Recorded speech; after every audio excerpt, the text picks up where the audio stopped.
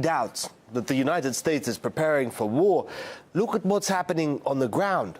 U.S. troops, jets, various forces are arriving to South Korea in an endless stream. Anti-air missile systems are blanketing the airspace, and there are endless war games, simulations, exercises all around North Korea, carried out by the United States, its allies, and South Korea. This isn't about scaring North Korea. That can't be done. This is about putting all the pieces into place so that when the final go order comes, everybody's ready. After all, Donald Trump promised to deal with North Korea. Didn't say how. We'll handle North Korea. We're going to be able to handle it.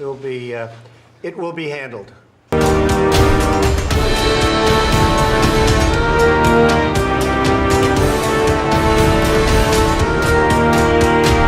President Trump's defense secretary recently issued a dire warning about armed conflict on the Korean Peninsula. It will be a war more serious in terms of human suffering than anything we have seen since 1953. It will involve the massive shelling of an ally's capital, which is one of the most densely packed cities on Earth. It would be a serious, it would be a catastrophic war. Kim Jong-un has a 1 million-man army and has bolstered his infantry and artillery near the DMZ.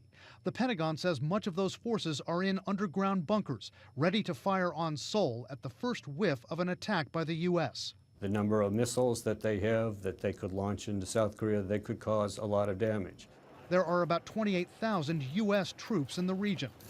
Experts say the U.S. and South Korea would win that war, but some studies project tens of thousands of people killed in the first couple of days. It would be a very nasty fight. The maneuver forces from the United States and South Korea moving into the north would encounter barriers, a very tough foe. They have been there forever, so they know the terrain. Donald Trump is ready for war in this case. He's seen the Pentagon's various plans, and in all likelihood, they've already selected one and settled on a battle plan. The gears are now in motion, and what Senator Lindsey Graham says is, it only goes to reinforce that. If millions have to die, so be it. Are you saying it's okay to use a military option that immediately endangers the lives of millions of people in that region? I'm saying it's inevitable unless North Korea changes.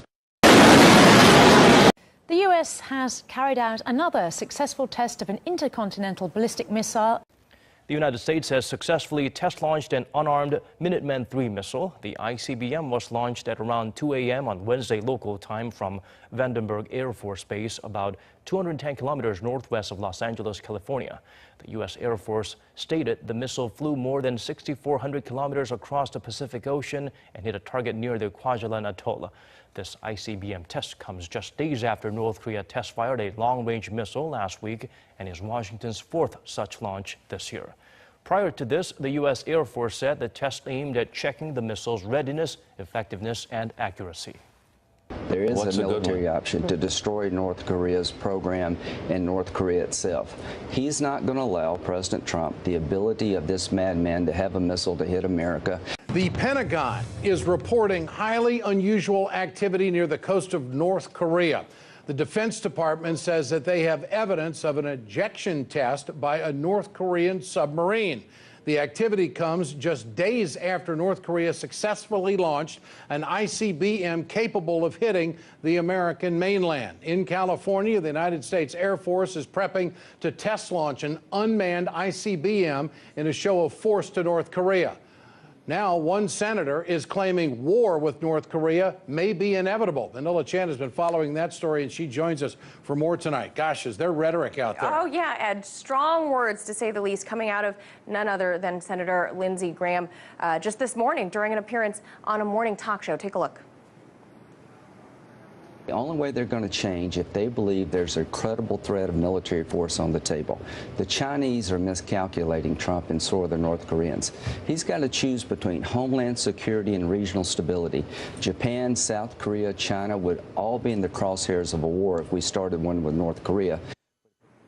Graham, who is well known for his zingers and bold stance against President Trump, said that the president told him outright that there will be war with North Korea. The caveat is, of course, if the DPRK doesn't change course and end their missile and nuclear programs, though Graham and the president himself have called on China and local allies to take stronger action against the Hermit Kingdom. It would seem that those calls for help have thus far failed. The president tweeted this a couple of days ago. He said, "I am very disappointed in China. Our foolish past leaders have allowed them to make hundreds of billions of dollars a year in trade, yet they do nothing for us with North Korea, just talk. We will no longer allow this to continue. China could easily solve the problem." And Senator Graham echoes those sentiments, saying that if President Trump has to choose between the security of the United States and the stability of Asia, that basically his hand would be forced.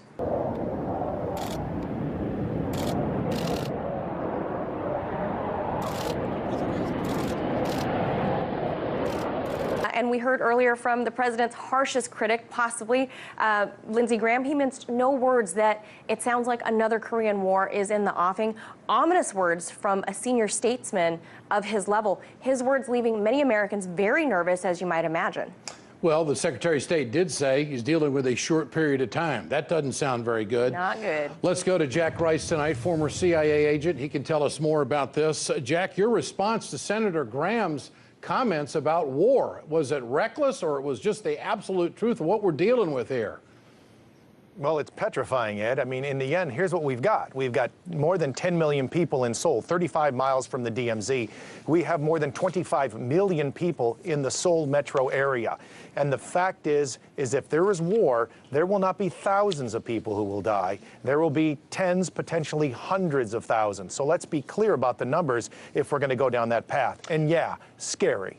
Jack, what about U.S. intelligence, military intelligence?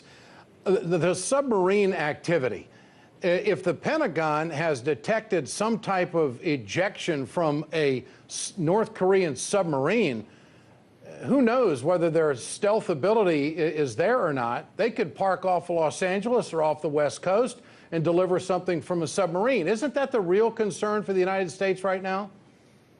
Without question. I mean, remember, when we're talking about a nuclear weapon, this is a two-stage piece. What you need is the nuclear weapon itself, and you need the delivery system. If you could actually have a launching space that's just off the West Coast, you could literally hit any city in America. And that really is the legitimate point that has to be addressed here, and what that means to what Kim is actually doing in North Korea right now. What does your gut tell you, your background tell you about how much we really know about North Korea, other than seeing these increased efficiency in these tests that they continue to take?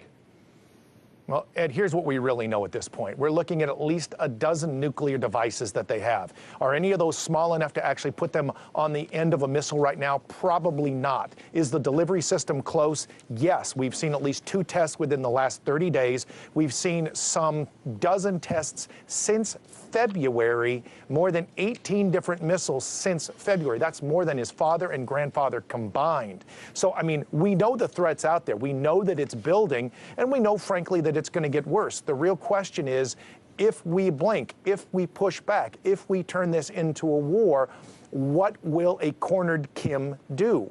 And what I just said at the beginning of this, we have 25 million people within 35 miles of that border. This could be a massive annihilation like we have never seen in the history of the world, and that's a fact. Well, what if the United States were to hit North Korea with such incredible force they wouldn't be able to respond? Is that a possibility? No. No, Ed, it really isn't, because you can't take out the entire country. Even if you took out the capital, what you're seeing is the moving around of the weapons themselves, and so you can't take out all of them, which means they would fire this. Let's be clear. What Kim will do is this is a guy who's looking at survival at this point. That's why he sees us. He sees us as an international fear and an internal fear. He's fighting both of those, and I can tell you, I think what will happen here is he has no intention of dying alone. So if he's going to go down, he is going to take as many people with him, and we need to know that. That's part of the calculus. At this Reserve Forces training session, soldiers are wearing high-tech sensors, which tell them in real time if they've been shot by the enemy. They use guns that fire laser beams, which are detected by the sensors attached to their uniforms. This is part of the Republic of Korea Army's smart training management system, which they're piloting before plans to expand it to 40 other reserve units. Since we can't use ammunition for combat training, the gear was introduced to help teach combat skills and optimize training outcomes. The new system also uses screens to simulate other aspects of combat. When soldiers shoot at enemies inside digital screens, an infrared camera reports the damage. Tank training exercises using this system have also been developed. The new technology creates a realistic experience of combat through simulated maneuver training for tank and combined arms operations. This technology is expected to reduce safety and noise concerns associated with live ammunition training and have other military applications in the future. Next here to North Korea's dangerous new launch and what we did not know at the time. The commercial airliner filled with passengers flying in the same region. That intercontinental ballistic missile flying higher, farther, and longer than ever before, landing where just minutes before, an airliner with more than 300 people on board passed very close to that spot. Here's ABC's chief global affairs correspondent Martha Raddatz tonight. While North Korea's test of an ICBM that could someday hit most of the U.S. was sending shockwaves around the world, the more immediate danger we are just learning tonight was right in the area from where the missile was recklessly launched, in busy commercial airspace. As the missile was descending, flight data shows an Air France 777 with 323 people on board traveling from Tokyo to Paris. Less than 10 minutes after the plane passed northwest of Okoshiri Island, the missile fell to earth, landing in the waters near the spot the Air France plane had just flown. The crew of this plane had no idea that they were in danger because the missile was coming in from outer space. If it had broken up in the air prior, it could have endangered a much broader area. Major airlines say they constantly analyze potentially dangerous flyover zones, and Air France says the flight was operated without incident. But the Pentagon has said North Korea's missile launches into busy airspace and heavily traveled seas are done with no coordination. And Martha Raddatz joins me now. Martha, the U.S. has its own missile test planned for tonight in California, but unlike the North Koreans, the Defense Department will actually put out an announcement to warn those in the region. That's right, David. We always put out those advisories and never launch near flight paths or sea